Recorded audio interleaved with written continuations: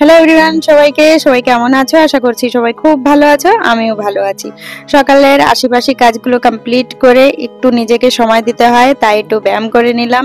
পেটটাকে আরো কমাতে হবে, একদম আরো স্লিম হতে হবে, মাথায় সেটাই চলছে এখন আমার। তারপরে এই যে বিছানাটা গোছানো হয়েছিল না, সেটাকে ভালো করে গুছিয়ে নিলাম। বিছানা গুছিয়ে চলে যাব এবার রান্নাঘরে। একটু জল গরম করে নিচ্ছি। রাত্রে চিয়া সিড ভিজিয়ে রেখেছিলাম, গরম জল দিয়ে ওটা খেয়ে নিলাম। আর রাত্রে ভিজিয়ে রেখেছিলাম বাদাম। কিশমিশ ভিজাই না, ভিজানো কিশমিশ আমার একদম ভালো লাগে না, তাই আমি একটু যখন খাই ধুয়ে নিই, ভালো করে ধুয়ে তারপর খেয়ে নিই। তারপর দুপুরে রান্না বান্নার জন্য এই যে দেখো কত রকমের সবজি কাটছি। এই সবজি কাটা দেখে হয়তো বুঝতে পারছো আজকে কি রান্না করব। আজকে ঘ্যাট রান্না করব, তার সাথে এই যে শাপলা করব আমি সর্ষে বাটা। এমনি তো শাপলা বেশিরভাগ ভাজাই করি, ভাবলাম আজকে একটু সর্ষে বাটা করি।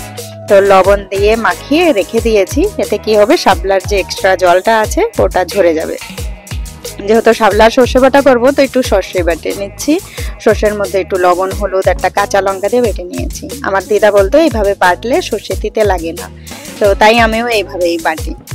তারপর ঘ্যাটের জন্য একটু আদা থেতো করে নিচ্ছি। আস্তে আস্তে করে সমস্ত কিছু গুছিয়ে নিচ্ছি। মাছের মাথা দিয়ে আজকে ঘ্যাট রান্না করব, লবণ হলুদ মাখিয়ে এটাও রেডি করে নিচ্ছি।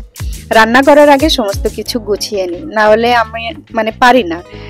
অনেকেই আছে না যে এক সাইডে রান্না করে, এক সাইডে সমস্ত কিছু গুছিয়ে নেয়, আমি সেভাবে এই জন্য সমস্ত কিছু গুছিয়ে নিয়ে তারপরে আমি রান্না করি। এইদিকে দেখো আমি ভাত বসিয়ে দিয়েছি, আজকে মাছের মাথা দিয়ে ঘ্যাট রান্না করব, তাই মাছের মাথাগুলো ভালো করে ভেজে নিয়েছি।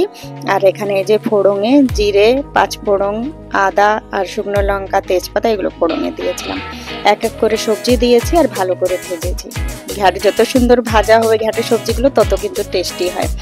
তো ওইদিকে সমস্ত সবজি দিয়ে যে কাঁচা লঙ্কা দিয়ে দিয়েছি, ওইদিকে জিরে বাটাটাও ভালো করে নিয়েছি।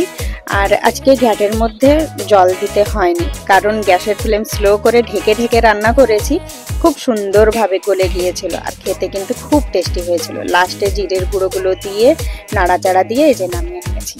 এবার ঘ্যাট তো রেডি হয়ে গিয়েছে। আজকের ঘ্যাটটা কিন্তু দারুণ হয়েছিল, এমনি নিরামিষ ঘ্যাটটাও আমার খুব পছন্দের।